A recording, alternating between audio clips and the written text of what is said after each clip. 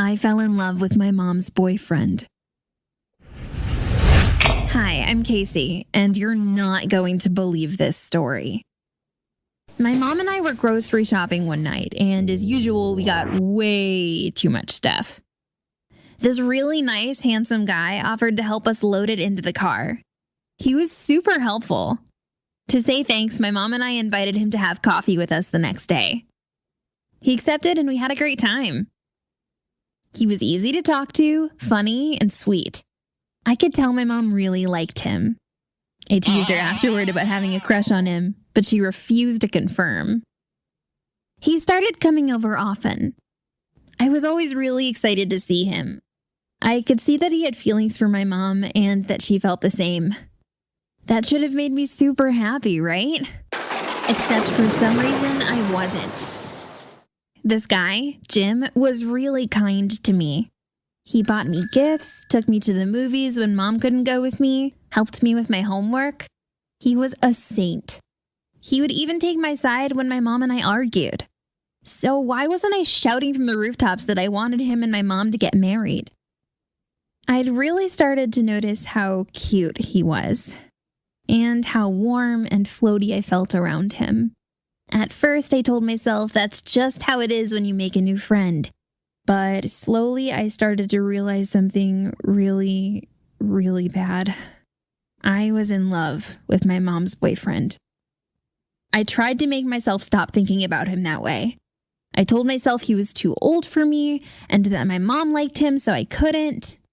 But the feelings were too strong. I started hiding when he came over, and when that didn't work, I wondered, well, why shouldn't I be allowed to be with him? He was younger than my mom, so it's not like he was that much older than me. I decided I had to keep him away from my mom. If he was out of both of our lives, then everything would go back to normal. Sometimes he'd call, and I'd say my mom was too busy to talk, even though she wasn't. Or I'd beg him to take me to the movies on a day I knew they had plans. That was the worst, because sitting next to him in the movie theater now that I'd realized I loved him, no way. Then something incredible happened. On a day when my mom really wanted to go out with Jim, he told her he was too busy running errands. Normally, he would drop everything to see her. Maybe he was losing interest on his own. I was so relieved that my plan might be working. But then, the next day when I came home from school, my mom showed me a diamond ring on her finger. She was giddy with excitement. You know, yesterday when Jim said he was running errands, she asked, he was buying me this. We're engaged. I felt sick. I tried so hard to make the word congratulations come out, but I was so angry and upset I couldn't speak. I ran upstairs to my room crying. It was going to kill me, seeing my mom and Jim get married and knowing that I couldn't have him. He would be my stepdad. I had to stop this marriage. My mom tried to get me to talk, but I begged her to leave me alone, preferring to spill my feelings to my diary. The next day when I got home from school, my mom was crying. That scared me. What's wrong? I asked. She told me that she'd gone into my room to get laundry, and she'd found my diary, open to the pages I'd written last night. She knew all about my love for Jim. I started crying, and I told her I was so sorry. We hugged, and she said she'd take care of everything. She broke up with Jim. I felt so guilty, like I'd made her do it, but she said it was her choice. She took my feelings for Jim seriously and said it would be too complicated if we were both in love with him. She said I was the most important person in her life, not Jim. I still feel bad that I couldn't just be happy for my mom and Jim, but it means so much to me to know that I'm my mom's first priority. I still miss Jim, but I'm relieved I don't have to deal with my inappropriate feelings for him anymore. What do you think of this story? Share your thoughts below and don't forget to like and subscribe. Hi, my name is Hannah, and I would like to share with you the story of how I nearly caused someone's death. So, by the end of the school year, my friends and I decided to make the best out of our time before school ends. Therefore, we went to wild parties, hung out at crazy places, pranked each other at every chance we got, and much more. Until one day, all this fun took a wrong turn, and we were faced with a living nightmare. It all began when Peter and I wanted to get back at Victor for making us eat cakes made with salt as a joke. So we started to plan a scheme for Victor, which was supposed to make everyone laugh. We thought of something that should make Victor super disgusted, something that he would never touch or get nearby. Eggs, Peter shouted. Everyone knew that Victor gags from eggs and can't stand their smell. I laughed at the thought of getting Victor near an egg. He would freak out like a little girl. The classic eggs prank was going to get him without a doubt. So, Peter and I hurried up to Walmart to buy as much eggs as we could carry, and brought them all back home. The plan was to tell Victor to dress up with his fanciest clothes and go for dinner at his favorite restaurant. We asked him to be ready and meet us outside his house. That way, as soon as he steps out of the door, we could hide and throw at him as much eggs as we can. Things went according to this plan. We waited and waited behind the bushes in the dark, until we saw Victor opening the door. Quickly, Peter and I started throwing one egg after another with no will to stop.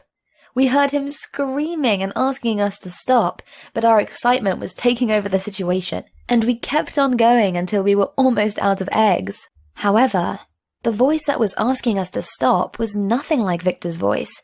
It sounded more like an old man's voice. I screamed at Peter to stop, quickly, once I realized what we have just done. This was not Victor. This was his grandfather. The poor old man was laying on the floor and all covered with egg yolk. A moment later, Victor hurried out of the house and he was in shock. Just by looking at that scene, he realized that this scheme was in fact meant for him, but that didn't seem to ease his reaction. Actually, we never saw him angry or even scared. He was so freaked out, as if we'd just murdered his grandfather. It was only going to take a lot of cleaning to get rid of this mess, and Victor was acting overdramatic. Peter and I started to apologize for both of them and offered to clean everything, but Victor was not listening to anything we were saying. Instead, he went to grab the phone and he started dialing 911. 911? Now he was being way overdramatic. I snapped at him and said, "Victor, are you seriously calling for emergency right now?" But at that moment, Victor looked at me nervously and said, "You don't understand, Hannah. My grandpa is allergic to eggs." That moment, Victor's dramatic episode started to make sense to me. As I looked at his poor grandfather, I saw that his skin was very irritated and he was having trouble breathing normally. I wanted to cry. What have we done? I could never forgive myself if this man dies because of our stupidity. Peter looked just as frightened as me. He ran into the house to get wipes and tissues to help take off the egg yolk off of the grandfather before the ambulance arrives. When it did, they quickly took Victor's grandfather to the hospital and Victor accompanied him. Peter and I were left in the front yard of their house alone. We didn't know what to do or say to each other. We cleaned the mess and each left to their home. When I got home, I had to tell my parents about what happened. They were very shocked that I had done something like that and, even more, disappointed.